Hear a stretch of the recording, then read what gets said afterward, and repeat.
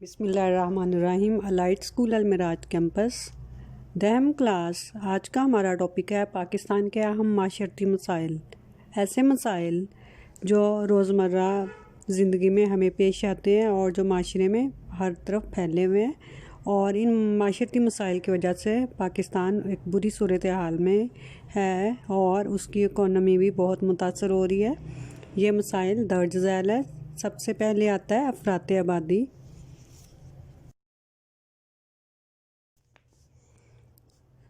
سب سے پہلے آتا ہے افراط آبادی۔ پاکستان کی آبادی دن بدن بڑھتی جا رہی ہے، جس کی وجہ سے فی کس آمدنی پر منفی اثرات مرتب ہو رہے ہیں۔ اس سے بچت کے مواقع بھی کم ہو رہے ہیں اور معیاری زندگی بھی گر رہا ہے۔ 2013 اور 2014 میں جو آبادی 188.202 ملین تھی، اب وہ بڑھ کر 2018 اور 19 کی مردم شماری کے مطابق 212.2 ملین ہے، اور یہ روز بروز بڑھتی جا رہی ہے۔ افراط آبادی سب سے مین مسئلہ ہے پاکستان کا۔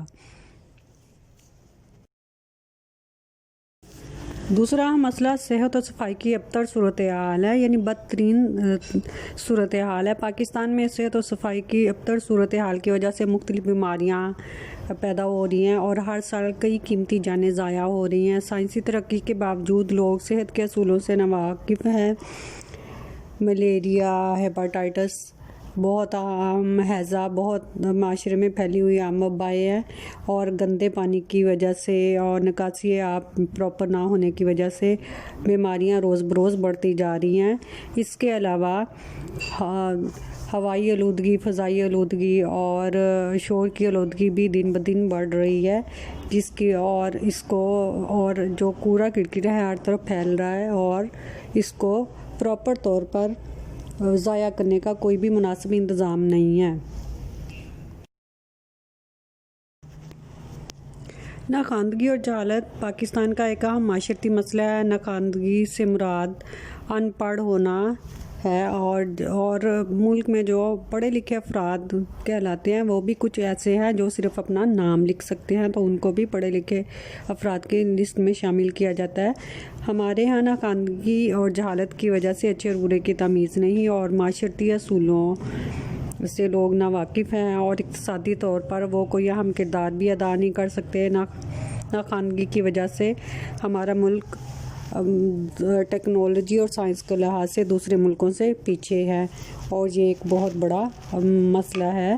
آہستہ آہستہ اس کی صورتحال بہتر ہو رہی ہے، لیکن ابھی تک ہماری جو ناخواندگی ہے وہ تقریباً اس کی شرح 63.2% ہے شہری علاقوں میں، اور دیہی علاقوں میں یہ پرسنٹیج 40 کے آس پاس ہے، اور یہ دیہاتوں میں اور دور دراز کے علاقوں میں کئی ایسے بھی علاقے ہیں جہاں پہ اسکول اور کالجز کی سہولتیں بالکل نہیں ہیں، اور کچھ ہمارے ملک میں کیونکہ غربت بہت زیادہ ہے، اس لیے بہت سے ایسے بچے ہیں جو تعلیم کی سہولتوں سے محروم رہ جاتے ہیں۔ ان کے پاس کتابوں کے یا یونیفارم خریدنے کے لیے پیسے نہیں ہوتے، اور وہ تعلیم یافتہ نہیں ہوتے، اور آخرکار ان کا مستقبل تاریک ہو جاتا ہے۔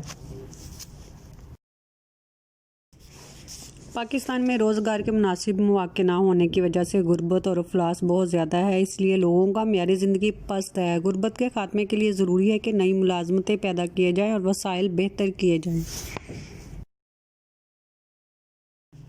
ہماری معیشت اتنی کمزور ہے اور لوگ اتنے زیادہ غریب ہیں کہ کئی لوگوں کے پاس کھانے کے لیے 2 وقت کی روٹی بھی میسر نہیں ہے، اور وہ شدید افلاس کا شکار ہیں، اس لیے وہ اپنے بچوں کو پڑھا لکھا نہیں سکتے۔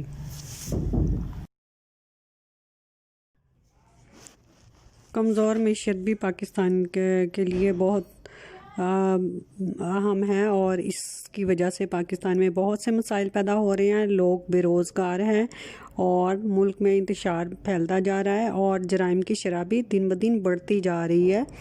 کمزور معیشت کی وجہ ناخواندگی اور جہالت بھی اور افراط آبادی بھی ہے، اور ملک میں صنعتیں نہیں لگ رہی ہیں، وسائل ہمارے پاس بنیادی ضروریات کو پورا کرنے کے لیے بھی رقم نہیں ہے اور ہمیں باہر سے قرضے لینے پڑتے ہیں۔ اس کے علاوہ کمزور معیشت کا جو اہم پہلو ہے وہ یہ بھی ہے کہ لوگوں قدرتی وسائل ہمارے پاس آبادی کے لحاظ سے بہت کم ہیں اور ضروری صنعتیں نہیں لگ رہی، جس کی وجہ سے بے روزگاری بڑھتی جا رہی ہے اور یہ ملک میں انتشار اور جرائم کی شرح میں اضافے کا باعث بن رہی ہے۔